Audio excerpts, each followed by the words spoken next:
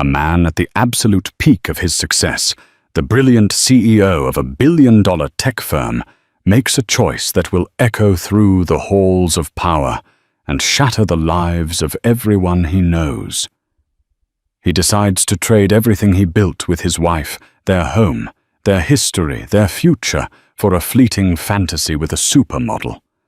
He hands his pregnant wife divorce papers, believing he holds all the cards. What he doesn't know is that the quiet gentlewoman carrying his child is the daughter of the one man who can destroy him, completely the silent, invisible owner of his entire company. This isn't just a story about a breakup. It's about the catastrophic fallout when ambition collides with a secret that's been hiding in plain sight. The penthouse apartment felt less like a home and more like a showroom for a life well lived. Floor-to-ceiling windows offered a panoramic, godlike view of downtown Chicago, the city lights twinkling below like a carpet of fallen stars. This was the world William Sterling had built. At 34, he was the boy wonder CEO of Aura Innovations, a tech company whose sleek, intuitive smart home devices had become the gold standard for modern luxury. He was handsome, ruthless in the boardroom, and perpetually featured in magazines that chronicled the lives of the obscenely successful. His wife, Olivia Prescott, was the picture of understated grace. While William was all sharp angles and tailored Italian suits, Olivia was soft curves and warm, intelligent eyes. She was the anchor to his soaring ambition, the quiet force that turned their glass box in the sky into a sanctuary. And now, at 5 months pregnant, she radiated a serene joy that seemed to soften even the apartment's cold, minimalist edges. Tonight she was preparing a late dinner, a simple rosemary chicken that filled the air with a comforting aroma. William was late, as he often was. She hummed softly, one hand resting on the gentle swell of her stomach, a gesture that had become second nature. They'd already picked out a name, if it was a girl, Sophie. The chime of the private elevator announced his arrival. William stepped into the foyer, shrugging off his custom-tailored coat. He looked tired, but there was a strange electric tension in his posture. "You're late," Olivia said, her voice warm and without accusation. "Everything okay at the office?" "The usual fires," he replied, loosening his tie. He walked past her, avoiding her customary kiss, and poured himself a whiskey from the crystal decanter on the bar. 2 fingers neat, his evening ritual. "I saved you dinner," she said, motioning to the oven. "I'm not hungry." His voice was flat. He turned the amber liquid swirling in his glass, and the look on his face made the fine hairs on Olivia's arms stand up. The easy charisma was gone, replaced by a cold, transactional resolve she'd only ever seen him use on business rivals. "William, what is it?" she asked, her heart starting a low, anxious drumbeat. He took a slow sip of his whiskey, his eyes dark and unreadable. He placed the glass down with a decisive click and walked over to the black marble kitchen island. From his briefcase, he pulled out a slim manila folder and slid it across the polished surface. It stopped just inches from her hand. "I think we should talk, Olivia." She looked from his stony face to the folder. Her hand trembled slightly as she reached for it. Inside was a thick stack of papers filled with dense legal jargon. But she didn't need to read it. The words at the top of the first page leaped out at her sharp and cruel as broken glass petition for dissolution of marriage. The scent of rosemary chicken suddenly felt cloying, suffocating. The entire beautiful, perfect world she had so carefully nurtured tilted violently on its axis. What is this?" she whispered, her voice barely audible. The baby gave a small, insistent kick as if sensing its mother's distress. "It's a divorce settlement," William said, his tone devoid of any emotion. "I've been more than generous. There's a non-disclosure agreement, of course. My lawyers have arranged for everything. It will be clean and quiet." "Clean and quiet." She echoed the words, tasting like poison. Tears welled in her eyes, blurring the city lights into a smear of indifferent glitter. "William, I'm pregnant. We're having a baby." "The settlement has a substantial trust fund for the child," he said, as if discussing a line item in a budget report. "You'll both be taken care of for life. You won't have to worry about anything." He said it as if money was the only thing she could possibly be worried about. The betrayal was so immense, so sudden, it was like being plunged into ice water. She stared at him. This man she had loved, this man. She had built a life with the father of her unborn child, and saw a complete stranger. Why? The question was a raw, desperate plea. "Who is she?" For the first time, a flicker of something annoyance, impatience crossed his face. He ran a hand through his perfectly coiffed hair. "It doesn't matter." "It matters to me," she cried, her voice cracking. "I deserve to know why you are throwing us away." He let out a heavy sigh, the sigh of a man burdened by an unpleasant but necessary task. "Her name is Serafina Monet." The name landed like a physical blow. Serafina Monet. The impossibly beautiful supermodel who was the new face of Aura's global marketing campaign. Olivia had seen the billboards all over the city. Serafina draped over their latest smart hub, her eyes promising a world of sleek, effortless perfection. Olivia had even met her once at a company gala. She remembered Serafina's cool, dismissive glance, a look that had assessed and dismissed Olivia in a single predatory heartbeat. "You're leaving your pregnant wife for a billboard." The absurdity, the sheer cliché of it all was staggering. "Don't be dramatic, Olivia." He snapped his voice, turning sharp. "This is what's best. Serafina understands my world, my ambition. We're more aligned." Aligned. He spoke of love and marriage as if they were corporate synergies. The man she married, the one who'd whispered promises to her under the Tuscan sun on their honeymoon, was gone. In his place stood this cold, calculating machine. "I don't want your money, William," she said, her shock hardening into a sliver of defiance. "I want my husband." "That man doesn't exist anymore," he said, picking up his briefcase. "My lawyer, Mr. Davies, will be in touch with yours. I'll be staying at the Peninsula until this is finalized. I've had my things moved." And just like that, he turned and walked to the elevator, the doors sliding shut behind him, with a soft, final hiss. Olivia was left alone in the stunning penthouse, the divorce papers on the counter, the smell of a dinner for two in the air, and the silent, frantic beating of two hearts inside her chest. The gilded cage had become a prison, and its architect had just walked out, leaving her locked inside. The first few days were a blur of disbelief and gut-wrenching sorrow. Olivia moved through the vast, empty apartment, like a ghost, the silence amplifying the frantic monologue of questions in her head. How could I not have seen this? Was it all a lie? What did I do wrong? The home they had built together was now a mausoleum of their shared memories. Every photograph, every piece of furniture, was a testament to a life that had been a sham. Her best friend, a sharp-as-a-tack litigation lawyer named Jessica Barnes, was at her side within an hour of her tearful phone call. Jessica, with her fiery red hair and no-nonsense attitude, took one look at the divorce papers, and her expression hardened. "Generous? This isn't generosity, Liv. This is hush money."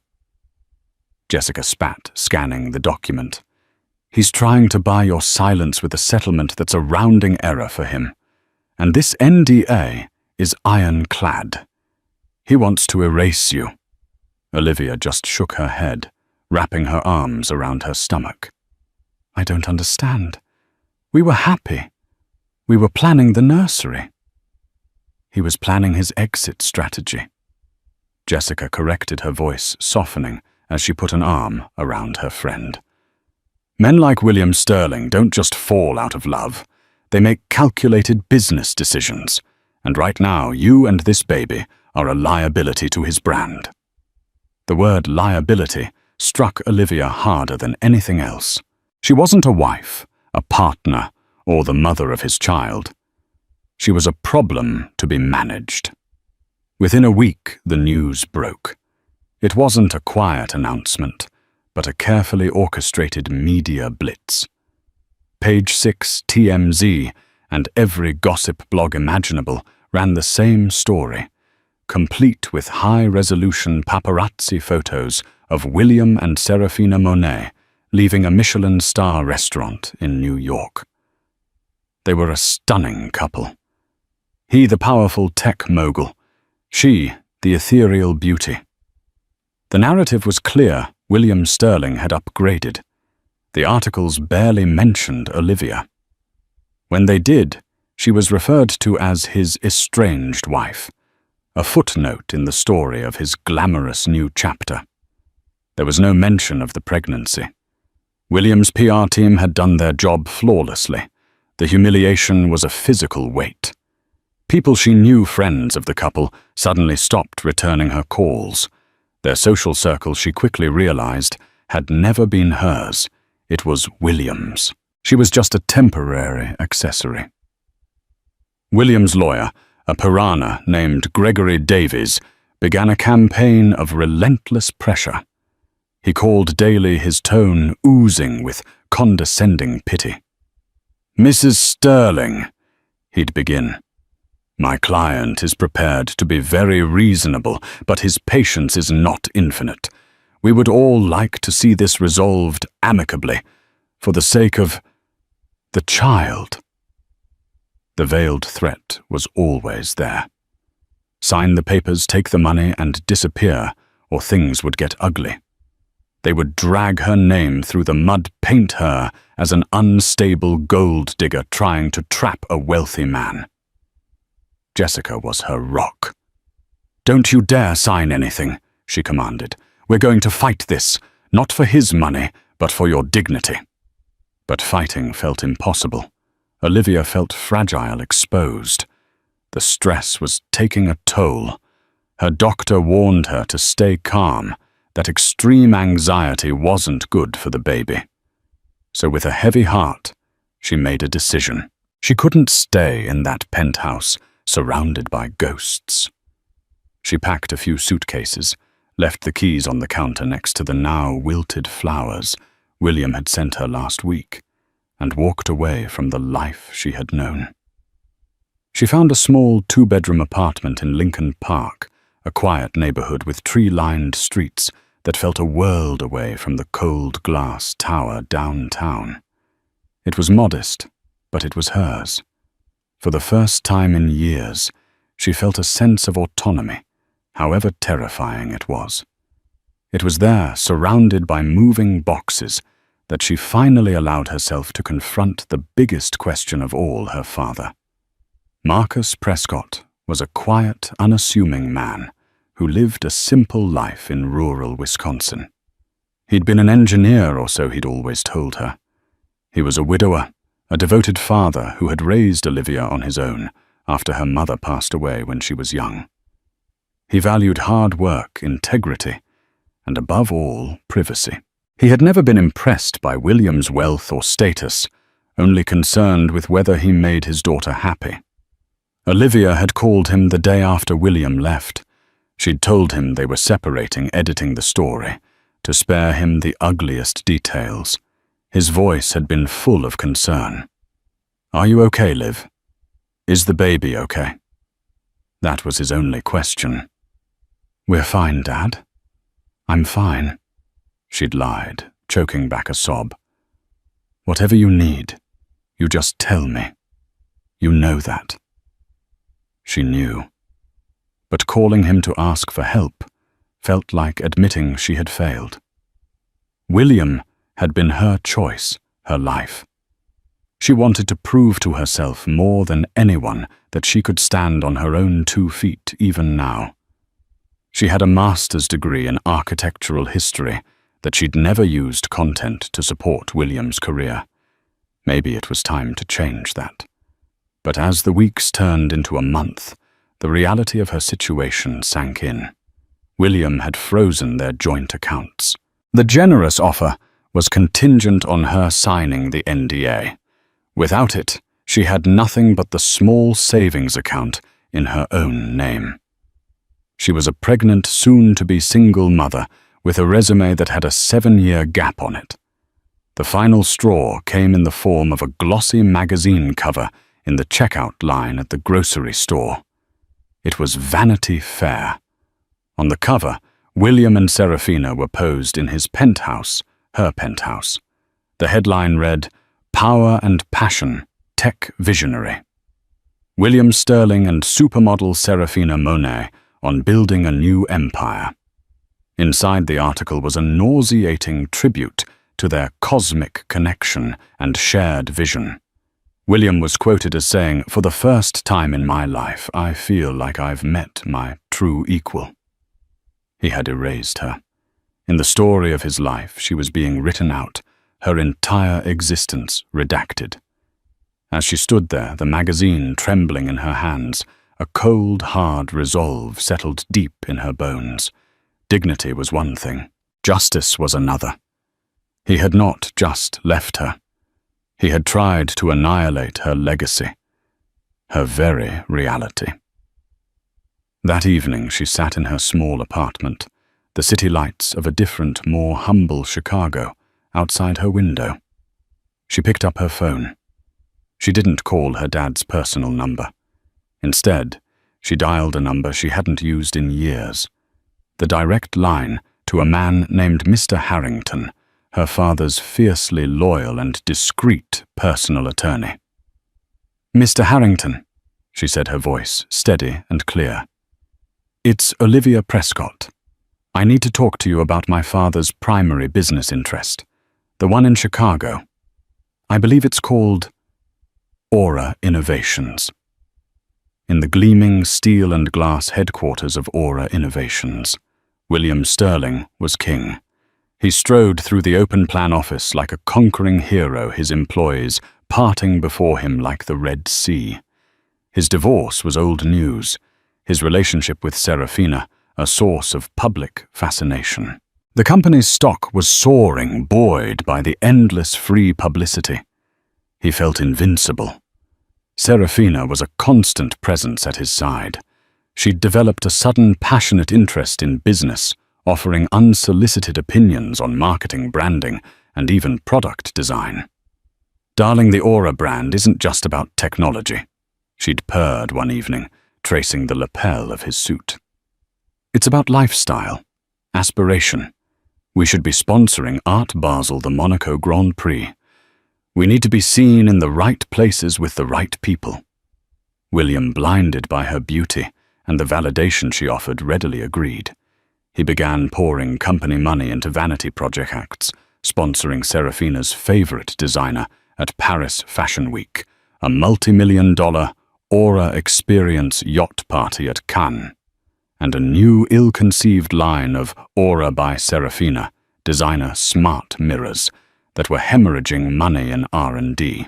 This shift did not go unnoticed by David Chen Aura's meticulous and unassuming chief financial officer. David had been with the company since its early days. He was a numbers man, a pragmatist who believed in fiscal responsibility and sustainable growth. He watched the new expenditures with mounting alarm. He requested a meeting with William, armed with spreadsheets and projections that painted a grim picture. "William, the marketing spend is up 300% this quarter," David said, pointing to a graph showing a steep upward curve. The ROI on these lifestyle events is negligible. We're burning through our cash reserves at an unsustainable rate. The board is going to have questions." William waved a dismissive hand. "The board answers to me, David. You're thinking like an accountant.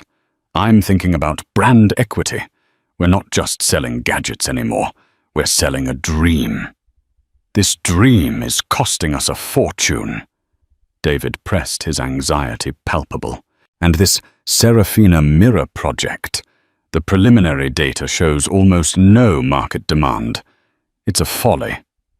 "It's an innovation," William corrected, his voice laced with irritation.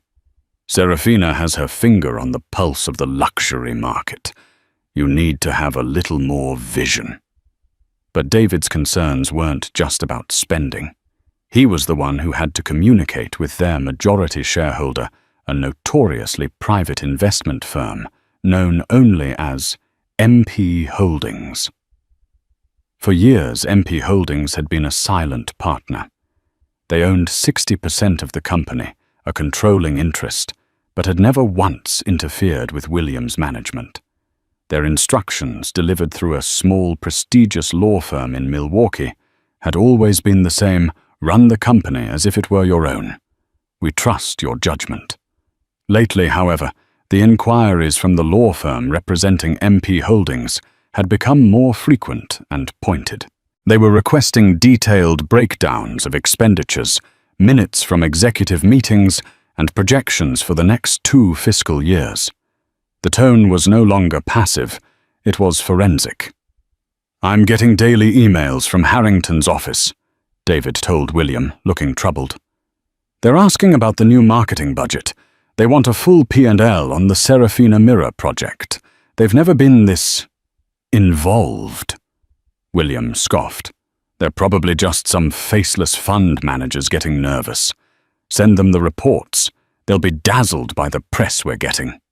He truly believed it. In his mind, the company was his creation, his genius made manifest.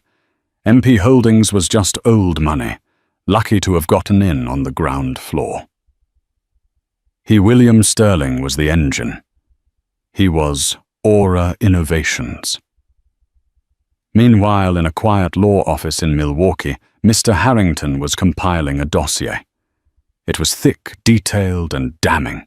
It contained David Chen's concerned emails, every extravagant expense report, every negative market analysis of William's pet projects. And it also contained a signed affidavit from Olivia Prescott, detailing the emotional distress and coercion she had been subjected to, along with a medical report from her obstetrician on the physical effects of that stress. Mr. Harrington was a calm, grandfatherly man with kind eyes that missed nothing. He'd known Olivia since she was a little girl. He had worked for her father for over 40 years, and his loyalty was absolute. "He's arrogant, Marcus," Harrington said over a secure phone line to his employer. "He's treating the company like his personal piggy bank. The CFO is practically screaming for help, but Sterling won't listen." On the other end of the line, Marcus Prescott's voice was quiet, but it carried the weight of immense power. "And Olivia, she's strong, stronger than he ever gave her credit for. She's focusing on the baby, but she's ready. She understands what needs to be done." There was a long pause. Marcus was not a man given to rash decisions. He had watched William Sterling for years, believing he had found a brilliant, ambitious young man to steward the company he had painstakingly built from a small workshop in his garage into a global powerhouse. He had given William autonomy, wanting to see what he would build free from interference. He'd seen William's ambition as an asset. Now he saw it as a cancer. "The man I entrusted with my company is threatening the well-being of my daughter and my grandchild," Marcus said, his voice dropping to a dangerously low temperature. "He has mistaken my silence for absence. It's time to remind him who owns the board." Harrington knew what this meant. "I'll make the arrangements," he said. "I will call an emergency meeting of the board of directors for next Monday." "Good," Marcus replied. "And Harrington, make sure Mr. Sterling's personal lawyer is present. I want him to have counsel when his world comes to an end." The storm had gathered. The pressure was dropping. And in his glass tower in Chicago, William Sterling, utterly oblivious, was busy approving the designs for a diamond-encrusted smart mirror. Convinced the thunder he was hearing was the sound of applause. The summons for the emergency board meeting arrived on a Friday afternoon via a curt, formal email from Mr. Harrington's office. The stated purpose was vague: to discuss urgent matters of corporate governance and fiscal strategy at the behest of the majority shareholder. William read the email with a flash of annoyance, not alarm. He saw it as a bureaucratic hassle, a box-ticking exercise demanded by some nervous investors. He forwarded it to David Chen with a one-line directive: "Get all the recent positive press clippings and sales forecasts ready. We'll put their minds at ease." He spent the weekend with Serafina in the Hamptons, chartering a yacht and attending an exclusive white party. He was the center of attention, the titan of tech with a supermodel on his arm. The meeting on Monday was a distant nuisance, a small cloud in his otherwise perfect blue sky. On Monday morning, he arrived at the Aura headquarters, feeling untouchable. He wore a charcoal grey suit that probably cost more than his assistant's car, his confidence radiating from him like a physical force. He'd asked his lawyer, Gregory Davies, to join him more as a power play than a necessity, a signal to the board that he was not to be trifled with. "Just a formality, Greg," William said, as they rode the elevator up to the 50th floor boardroom. "We'll show them a few hockey stick growth charts, flash a few magazine covers, and we'll be out of there in an hour." Davies nodded, his expression smug. "They'd be fools to challenge you. You are the company." They entered the boardroom. It was a cathedral of corporate power with a long mahogany table and a wall of glass overlooking the city. The other 4 board members were already seated. They were older, seasoned executives who had always been deferential to William. Today, however, they looked tense. They offered tight, unsmiling nods as William took his seat at the head of the table. David Chen sat further down, looking pale and avoiding William's gaze. There was one empty chair. The seat directly to the right of William's, reserved for the representative of the majority shareholder. It had remained empty for every board meeting William had ever chaired. "All right, let's get this started." William began, his tone brisk and impatient. "I understand MP Holdings has some concerns. David has prepared a presentation that should address any—" He was cut off by the sound of the boardroom door opening. A man stepped in, followed by Mr. Harrington. The man was in his late 60s with a quiet demeanor and silvering hair. He wore a simple, well-made, but unremarkable grey suit. He looked more like a retired college professor than a corporate raider. William didn't recognize him.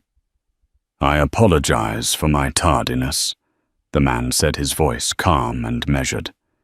He walked over to the empty chair and sat down. Mr. Harrington took a seat behind him. William stared at him, irritated by the interruption. "And you are?" he asked, his tone dripping with condescension. The man looked directly at William, his gaze level and piercing. The kindness in his eyes that Olivia knew so well was gone, replaced by something ancient and unyielding like granite.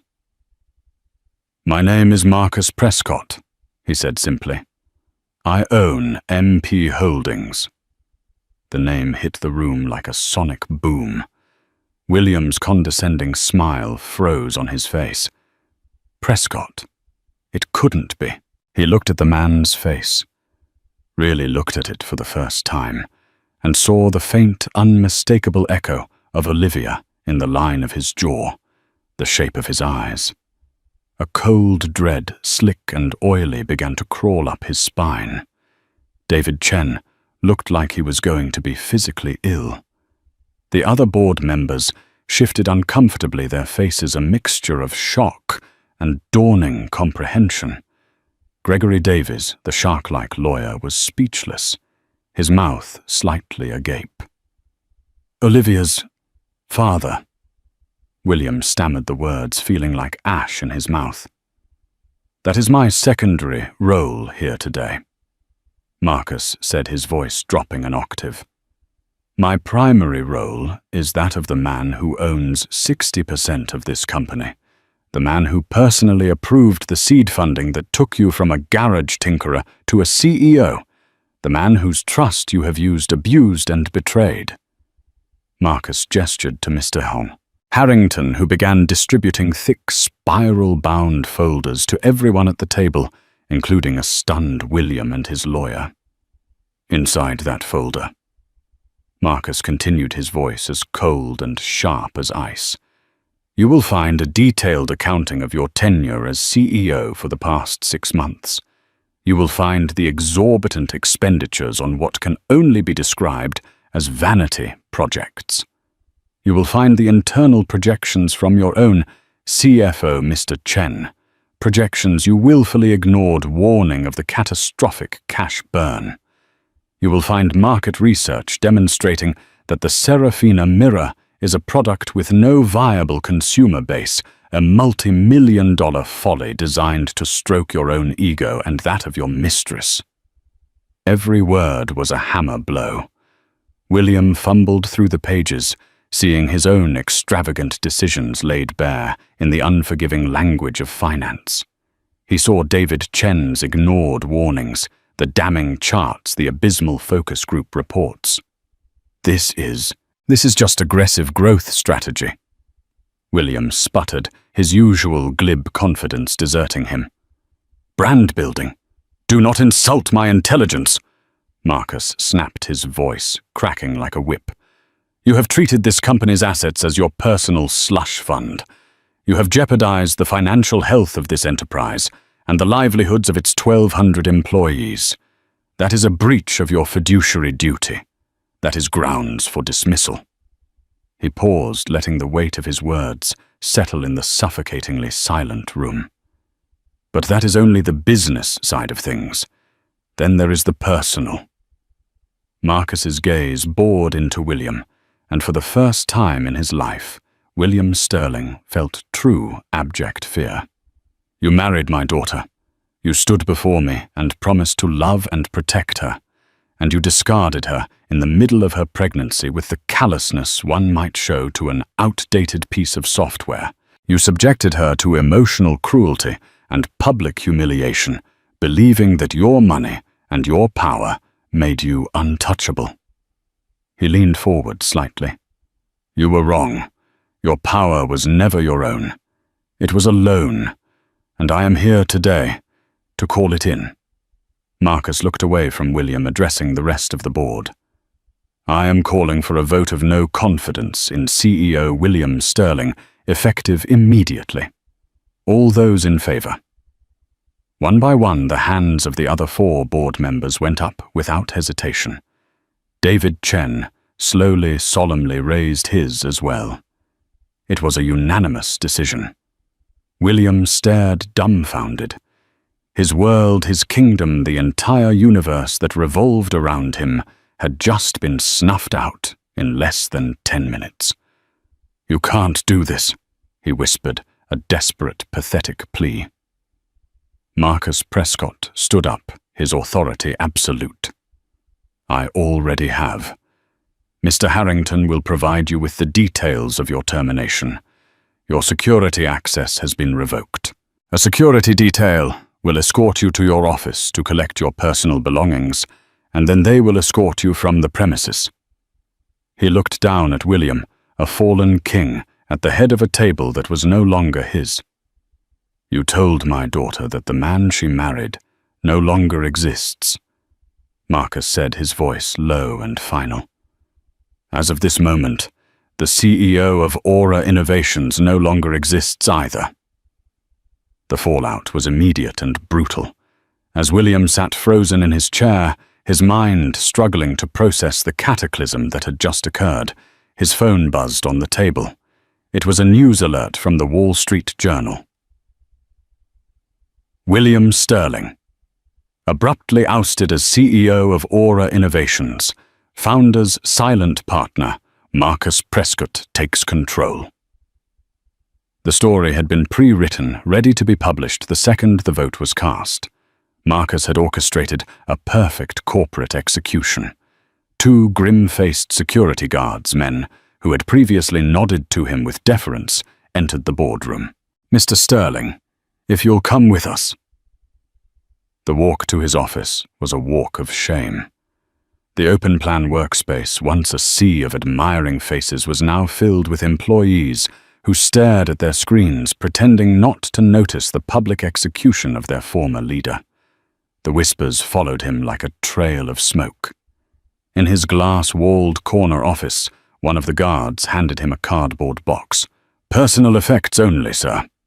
He numbly packed his desk, a framed photo of him and Olivia from their wedding, a photo he'd forgotten was even there. A stupid paperweight from a tech conference, his favorite pen. Every object was a relic from a life that had just been vaporized. As he was escorted towards the elevators, he saw David Chen. The CFO wouldn't meet his eye. "David," William said, his voice raspy. "You—" "I warned you, William," David said quietly, his face full of regret. "I told you this was coming. You wouldn't listen." The final humiliation was having his security badge deactivated before his very eyes. The guard swiped it. The light flashed red, and a part of his identity was stripped away. He was led out of the building, not through the grand main entrance, but through a sterile service exit into a back alley. The cold Chicago wind hit him a stark contrast to the climate-controlled air of his former empire. He stood there for a moment, clutching his small box of belongings, a captain unceremoniously thrown off his own ship. His first instinct was to call Serafina. He needed her. He needed her to tell him this was all a mistake, that his power wasn't gone. He fumbled for his phone and dialed her number. She answered on the second ring, her voice bright and breathless. "William, darling, I was just about to call you. You will not believe who I'm having lunch with. It's the casting director for the new James Bond film, Sarah," he said, his voice cracking. "Something's happened." "Oh." The brightness in her voice dimmed slightly. "Is it about the mirror launch? Did you get the diamond prototype approved?" "No, I've been fired." The words felt foreign, impossible. There was a dead silence on the other end of the line. For a full 10 seconds, the only sound was the distant city traffic. "Fired," she finally said, her voice completely changed. It was flat cold, stripped of all its practiced warmth. "What do you mean, fired?" "Olivia's father. He owns the company. He owns everything. He just fired me." Another pause. He could hear the clinking of cutlery in the background, the murmur of a restaurant. He could almost picture her weighing her options, calculating her next move with the same ruthless efficiency he had once admired. "Listen, William," she said, her voice now distant and clipped. "I'm in the middle of something very important right now. My agent is calling. I have to go." "Sarah, wait." The line went dead. He stood there, phone in hand, staring at the brick wall of the alley. She hadn't even said she was sorry. There was no sympathy, no support. The cosmic connection had been severed the moment his net worth plummeted. He had been a stepping stone, and she had just stepped off him onto the next one. He called his lawyer, Gregory Davies. "What the hell do we do, Greg? Can they do this?" Davies' voice was strained, the usual arrogant bluster gone. His ownership is legitimate, William. I've had my team looking into MP Holdings for the past hour. It's an ironclad private trust. He's the sole beneficiary. There's nothing we can do. He has absolute control. The lawyer cleared his throat. William, regarding my retainer, given the change in your financial circumstances, we'll need to discuss a new payment structure going forward. Even his legal shark was jumping ship.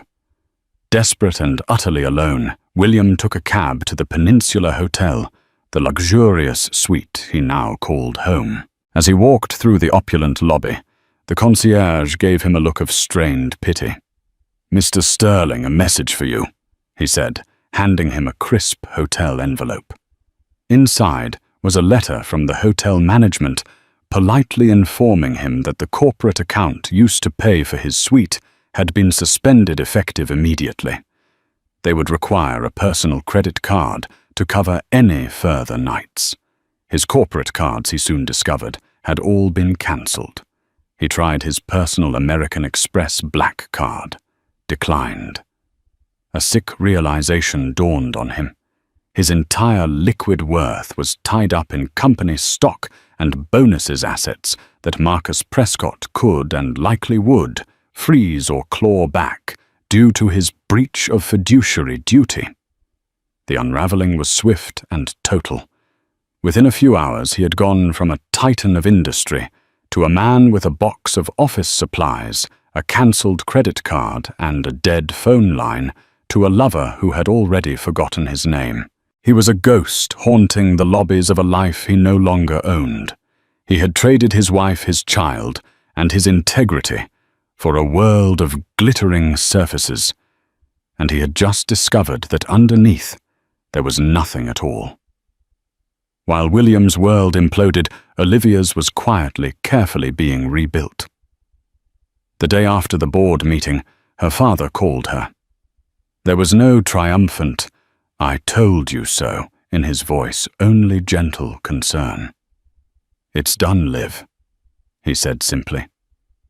"He's gone." Olivia felt a complex wave of emotions, relief, certainly, but also a strange, hollow sadness for the man he used to be, for the love she thought they had. "Thank you, Dad," she whispered. "You don't need to thank me for protecting my family," he said. "Now the real work begins. The company is in disarray. It needs stable leadership to reassure the employees and the market."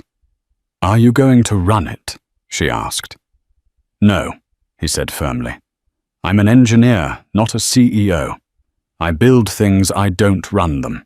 Besides, this company's future isn't my legacy to define anymore. It's yours." Olivia was stunned. "Mine, Dad. I don't know the first thing about running a tech company." "You have a master's in architectural history," he reminded her. "You understand structure design and how people live and interact with the spaces around them. That's exactly what Aura Innovations does. It designs the architecture of the modern home. You have the vision William lost sight of. He got obsessed with celebrity and luxury. You understand the home part of smart home." He continued, his voice full of a pride she had not heard in a long time. "I'm appointing an interim CEO, a trusted colleague, to handle the day-to-day. But I'm creating a new position. I want you to be the chairwoman of the board of directors. You won't run the company, you will guide it. You will set its moral compass and its long-term vision. It's your birthright, Olivia, and it will be your child's legacy." It was a staggering proposition.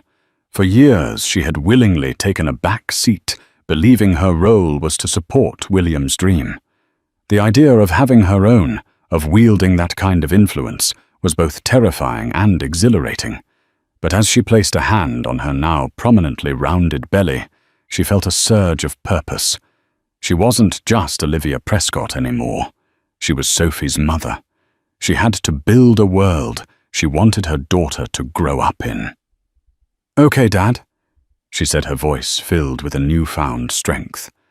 "I'll do it." Her first act as chairwoman was to call an all-hands meeting at the company. Standing before the 1,200 employees, her pregnancy a quiet symbol of the future, she was a stark contrast to William's slick corporate persona. She spoke not of synergy or disruption, but of values. Aura Innovations was founded on a simple idea to make people's lives better and more connected. She said, her voice clear and steady. Somewhere along the way, we started chasing glamour instead of purpose. We started selling a lifestyle instead of solving problems. That ends today. Our focus is returning to our core mission, creating beautiful, intuitive technology that strengthens the family and the home. She announced her first major decision.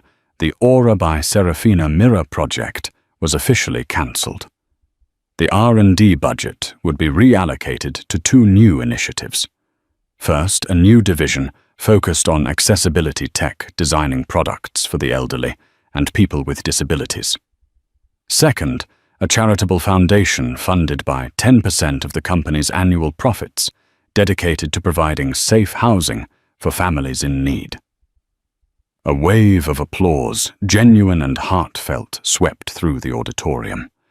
The employees who had been nervous and uncertain about the company's future saw in Olivia not just a new leader, but a return to the company's soul. She received a standing ovation. David Chen watched from the wings, a look of profound respect on his face. He had a leader he could believe in again. Over the next few months, Olivia blossomed in her new role. She was a natural. She listened more than she talked. She valued her team's expertise, and she led with a quiet empathy that inspired fierce loyalty. She moved the company out of the ostentatious downtown skyscraper and into a modern, collaborative campus in a revitalized industrial district, a space designed for innovation, not just for showcasing a view. 2 months later, Olivia gave birth to a healthy, beautiful baby girl. She named her Sophie. As she held her daughter in her arms, she looked around the warm, sunlit room in her Lincoln Park home, a home she had bought with her own salary, and felt a sense of peace she hadn't known was possible. She was not a wife who had been discarded. She was a mother, a leader, and the architect of her own life. She was building a different kind of empire, one founded not on ego and greed, but on integrity and purpose. A year and a half later, the new campus of Aura Innovations was bathed in the crisp light of a perfect Chicago autumn. The sprawling industrial chic complex, converted from a series of old brick warehouses, was a testament to Olivia's vision. Gone was the cold, imposing skyscraper that served as a monument to a single man's ego. This place was designed for people. Green roofs, collaborative open-air courtyards, and a subsidized daycare hummed with a quiet, productive energy. William had built a vertical kingdom to be admired from afar. Olivia had cultivated a horizontal community to be lived in. She was walking through the main R&D lab, a space that buzzed with creativity. A recent feature in Wired magazine had dubbed her the conscience of Silicon Prairie, a title that made her blush, but also filled her with a sense of deep pride. She wasn't a coder or an engineer, but she had an intuitive grasp of human-centered design. She stopped at a workstation where a young engineer, Maria, was testing their newest flagship product. "How is the Guardian prototype coming along?" Olivia asked, her voice warm. The Guardian was her passion project, an elegant, non-intrusive home monitoring system designed for seniors living alone. It used ambient sensors and machine learning to detect anomalies in daily routines, a prolonged period of inactivity, and could alert family members or emergency services. It was the antithesis of the diamond-encrusted smart mirror. The fall detection algorithm is at 99.8% accuracy. Maria said, her face alight with excitement. And we got a letter yesterday from one of our beta testers, an 82-year-old man in Ohio. His daughter lives 3 states away. He said for the first time in 5 years, she's stopped calling him 3 times a day, just to make sure he's okay. He said he feels like he has his independence back, and she has her peace of mind. Olivia's eyes welled up slightly. This was the ROI she cared about. This was the metric of success that mattered. That's wonderful, Maria. Keep up the incredible work.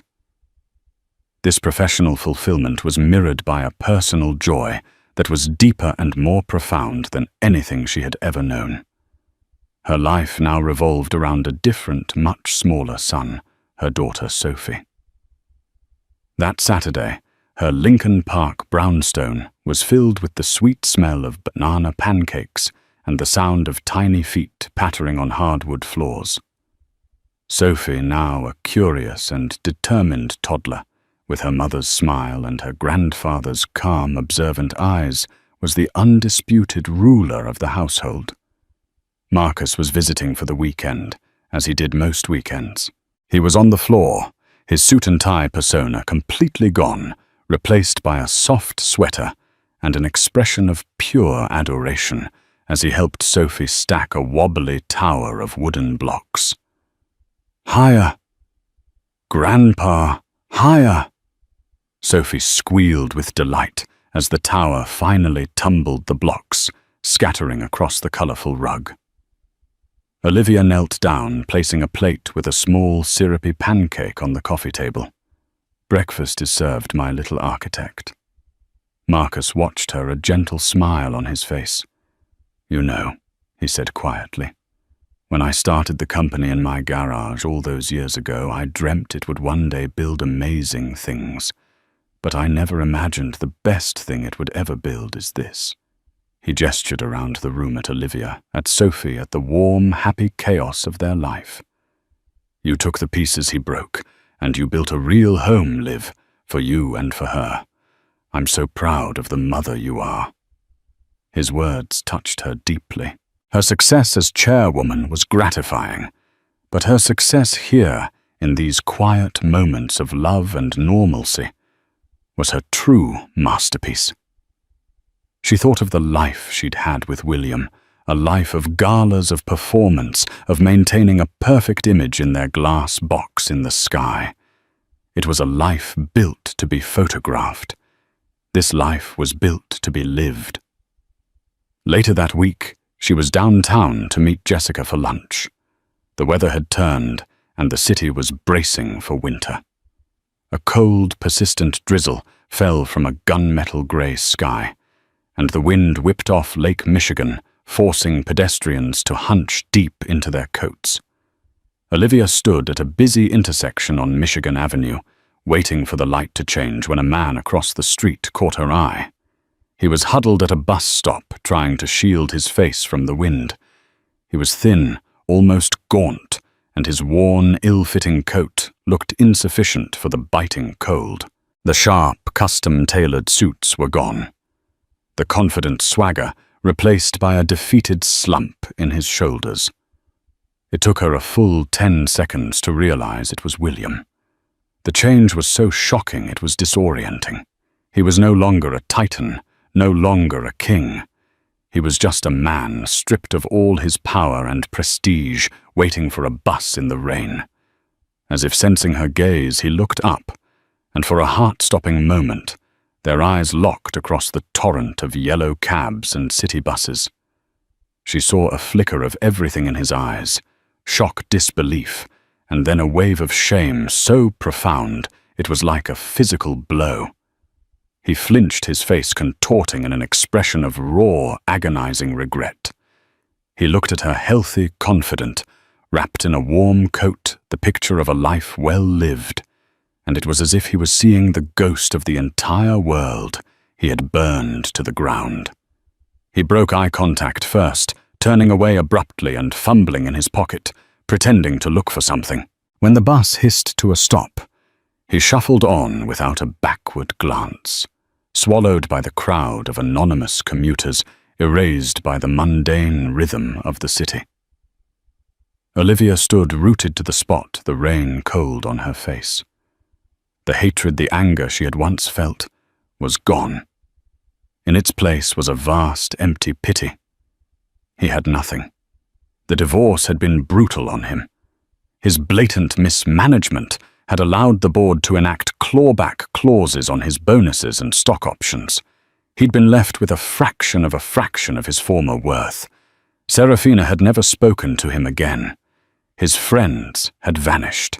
He was an island, completely and utterly alone. "Liv, you okay? You look like you've seen a ghost." Jessica had come up behind her, putting a hand on her arm.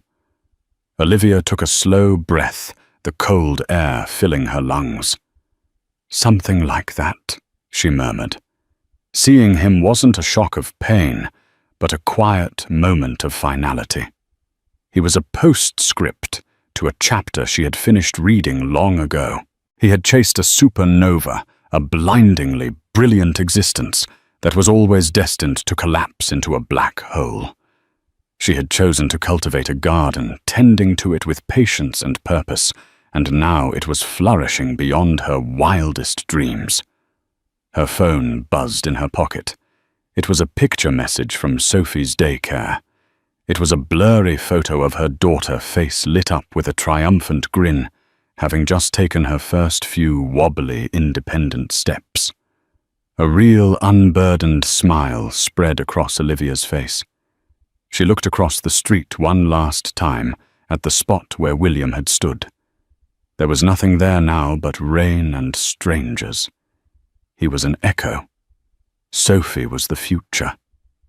The crosswalk sign flashed white. Olivia turned to her friend, linked her arm through hers, and walked into the light. And so Olivia Prescott's story comes to a close. But her legacy is just beginning. This wasn't a simple tale of revenge.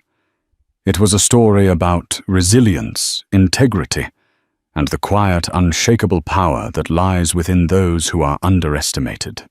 William Sterling built an emir of glass and ego, and it shattered just as easily. Olivia built an empire of purpose and compassion, and it's one that will stand the test of time, a true legacy for her daughter. She proved that the best response to betrayal isn't to destroy what your enemy has, but to build something better for yourself. What did you think of this incredible story of justice and empowerment? What would you have done in Olivia's shoes? Let us know in the comments below. We read every single one. If this story moved you, please give this video a like and share it with someone who needs to hear that it's possible to build a beautiful new beginning from the wreckage of the past. And don't forget to subscribe to our channel and hit the notification bell so you won't miss our next real-life drama. Thank you for listening.